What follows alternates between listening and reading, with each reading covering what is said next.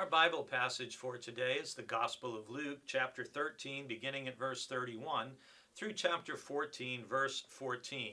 And I actually want to read you a little story that begins at chapter 14, verse 7. I think this is actually one of the missed passages where people don't appreciate Jesus' sense of humor. It says, when he noticed how the guests chose the places of honor, he told them a parable. When you are invited by someone to a wedding banquet, do not sit down at the place of honor in case someone more distinguished than you has been invited by your host. And the host who invited both of you may come and say to you, give this person your place. And then in disgrace, you would have to take the lowest place. But when you are invited, go and sit down at the lowest place, so that when your host comes, he may say to you, friend, move up higher. Then you will be honored in the presence of all who sit at the table with you. For all who exalt themselves will be humbled, and those who humble themselves will be exalted.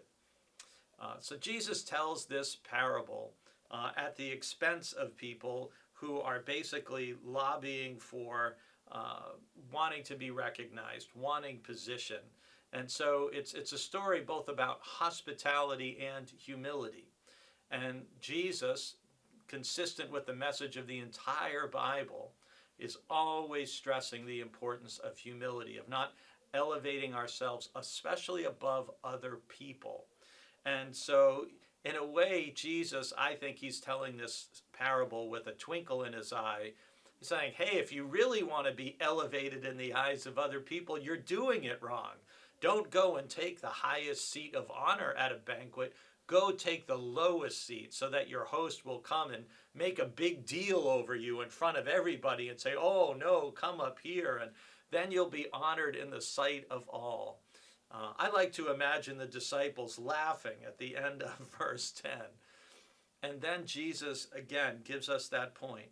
All who exalt themselves will be humbled. Whenever you hear someone talking about how great they are, how smart they are, how wonderful they are, how terrific they are, how much better they are than anybody else, this is not genuine humility.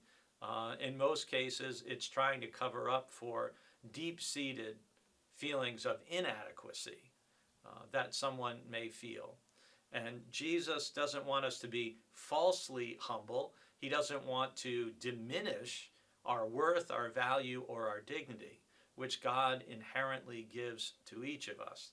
But what he does want us to do is never to exalt ourselves. As the Proverbs say, let another praise you and not your own lips, and not to be afraid to take the lowest, humblest place.